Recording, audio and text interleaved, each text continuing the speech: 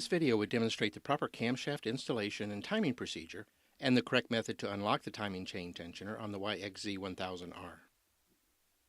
This engine should always be rotated clockwise from the AC magneto end. It's very important that the engine is never rotated counterclockwise, not even a few degrees, especially when the cylinder head cover is removed. The timing chain will climb over the camshaft gear teeth and change the camshaft timing. This can happen even if the timing chain tensioner is installed. The cylinders on this engine are numbered from the front to back as the engine is positioned in the unit. Cylinder number 1 is the front cylinder, number 3 is the rear cylinder.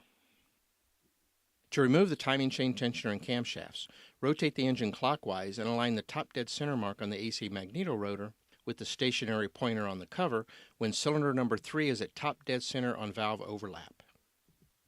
Valve overlap is between the exhaust and intake strokes, 360 degrees after top dead center compression. The top dead center mark is the single line just to the left of the ignition timing H mark, not the single line alone, which is located 180 degrees from the top dead center mark. At top dead center on valve overlap, the number 3 cylinder cam lobes should be pointed downward and away from each other like this.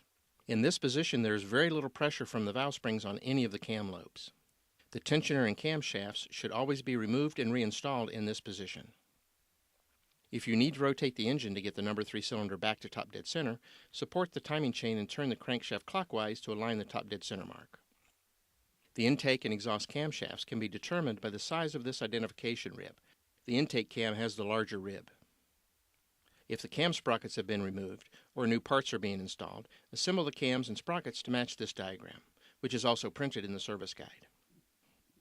Pull the timing chain tight on the intake side and set the timing chain onto the intake camshaft sprocket so that the number 3 cylinder intake cam lobes are in this position, and the sprocket alignment marks are parallel with the cylinder head cover gasket surface.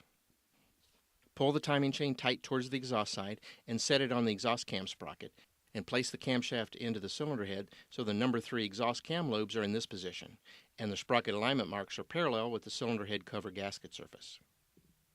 Make sure all the slack in the timing chain is on the exhaust side. The exhaust cam will tend to rotate slightly clockwise due to the position of the cam lobes. You can rotate the cam counterclockwise by hand when the caps are not installed to double check the alignment of the timing marks with the cylinder head cover gasket surface. Also note the punch marks on the number 3 cylinder camshaft lobes and the alignment marks on the cam caps. These should also align when the camshafts are correctly timed. When the timing chain is set onto the sprockets in the correct position, use cable ties to secure the chain to the sprockets.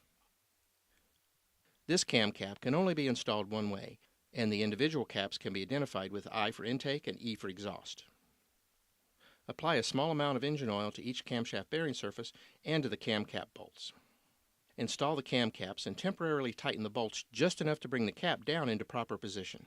It's very important that you pay close attention as you tighten the cam cap bolts. Make sure the camshaft caps are going onto the dowel pins without binding and tighten the bolts evenly. Damage to the cylinder head, camshaft caps, or camshafts could result if you don't tighten the bolts properly. Also, do not turn the crankshaft when installing the cams. It can cause engine damage or incorrect valve timing. Make sure the timing chain tensioner rod is retracted and locked in place before you attempt to install the tensioner. Be sure to use a new gasket with the L mark positioned as shown, and install the tensioner with the arrow mark facing up and torque the bolts. When the bolts are tightened, the tensioner rod will contact the timing chain guide and be pushed back slightly. This will unlock the tensioner rod. It's very difficult to hear when the timing chain tensioners are released. You can barely hear the click when the circlip snaps free from the ledge on the tensioner rod. Also, there's no real visible indication when the tensioner rod is released. The exhaust cam does not move, and the timing chain will still have slack between the intake and exhaust cam sprockets. At this point, torque the cam cap bolts in the order shown. The cable ties can now be removed. Now turn the engine clockwise very slowly. If the timing chain appears to be trying to jump teeth on one of the camshaft sprockets, the tensioner may not have released. As the motor is turned by hand, there will be positions where the camshafts will rotate quickly or jump a small amount due to the valve spring pressure on one of the cam lobes. This results in very audible clicking noises from the timing chain tensioner since there's no oil pressure.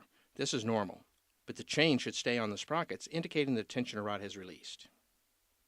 Rotate the engine several times by hand, then align the top dead center mark on the rotor with the stationary pointer on the cover when cylinder number 3 is at top dead center on valve overlap. Again, this is 360 degrees after top dead center compression. Check that the timing marks on the camshaft sprockets are parallel with the cylinder head cover gasket surface, and that the punch marks on the camshafts align with the timing marks on the camshaft cap. It's very important to make sure the tensioner releases and the camshaft timing is correct. If necessary, remove and reset the tensioner, remove the camshafts, and perform the timing procedure from the beginning. If the tensioner released and the cam timing is correct, you can now complete engine and vehicle assembly following the instructions in the appropriate service manual.